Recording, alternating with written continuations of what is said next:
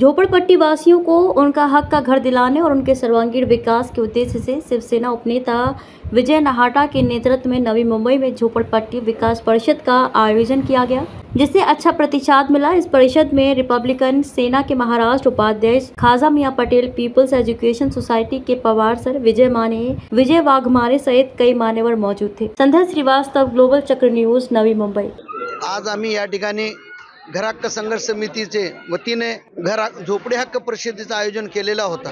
आम्ही या ठिकाणी खासदार साहेबांना सुद्धा बोलवलं होतं, पण खासदार साहेब काय कामानिमित्त इथं उपस्थित नाही झाले त्यांच्या काय अडचणीमुळे, परंतु त्यांच्या वतीने विजय नाहटा साहेब या ठिकाणी उपस्थित झाले। त्यांच्यासमोर आमचे घर हक्क परिषदेची चांगल्या प्रकारे झोपडपट्टीचे लोक आलते।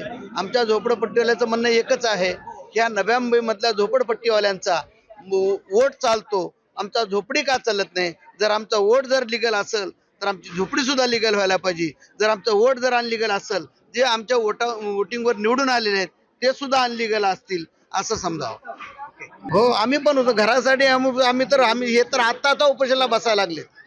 मी तर कमीत कमी 21 वर्षापासून, जेव्हापासून नवी मुंबई महानगरपालिका अस्तित्वात आली तेव्हापासून मी एकटाच लढत होतो, परंतु 2014 सालापासून घर हक्क संघर्ष समिती मला मिळाली। मी ह्या झोपडपट्टीसाठी 24 दिवस जेल बघून आलेलो ठाणा जेलमध्ये। मला ह्या झोपडीवाशाचा खत आहे, कारण मी एक झोपडीमध्ये राहणारा व्यक्ती आहे। झोपडपट्ट्या कशा वाचवायचे ही मला चांगल्या प्रकारे माहिती आहे।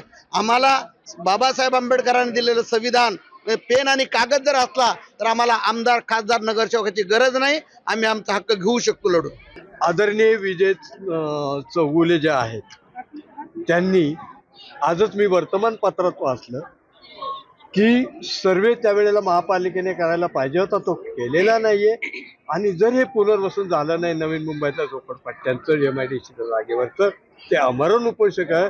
मी घोषणा करतो चौगुले साहेबांच्या बरोबर आमच्या अख्खे नवीन मुंबईतले लोक उपोषणाला बसतील। घर हक्क परिषद जी आहे ही परिषद अनेक वर्षापासून जे लोक झोपडपट्टीमध्ये राहतात त्या लोकांसाठी काम करते। माननीय याचे अध्यक्ष पगार साहेब आहेत, उपाध्यक्ष आमचे खाजा मियां पटेल आहेत आणि त्यांचे सगळे सहकारी यांनी स्वतःचं आयुष्य या गरीब माणसाला घर मिळवून देण्यासाठी, या गरीब माणसाला सोयीसवलती मिळवून देण्यासाठी, या गरीब माणसाला पाणी असेल, वीज असेल, टॉयलेट असेल, रस्ते असतील हे मिळवून देण्यासाठी घालवलेलं आहे। आणि त्यांनी निमंत्रित केलं म्हणून मी या परिषदेला आलो होतो। हजारोच्या संख्येने झोपडपट्टीमध्ये राहणारे बांधव या परिषदेला उपस्थित होते। आता MMR रिजनसाठी SRA डिक्लेअर होऊन 2-3 वर्ष झाली, परंतु त्यांचं काम अजून सुरू झालेलं नाही।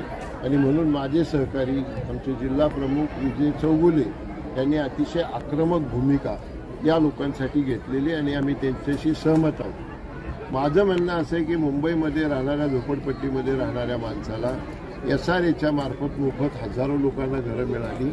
माझ्या नवी मुंबईमध्ये झोपडपट्टीमध्ये राहणाऱ्या माणसाला देखील मोफत घर त्या धर्तीवर मिळालं पाहिजे, किंवा 2011 नंतरचे जे लोक आहेत त्यांनी विशिष्ट रक्कम भरून त्यांना घर मिळालंच पाहिजे, ही आमची भूमिका आहे।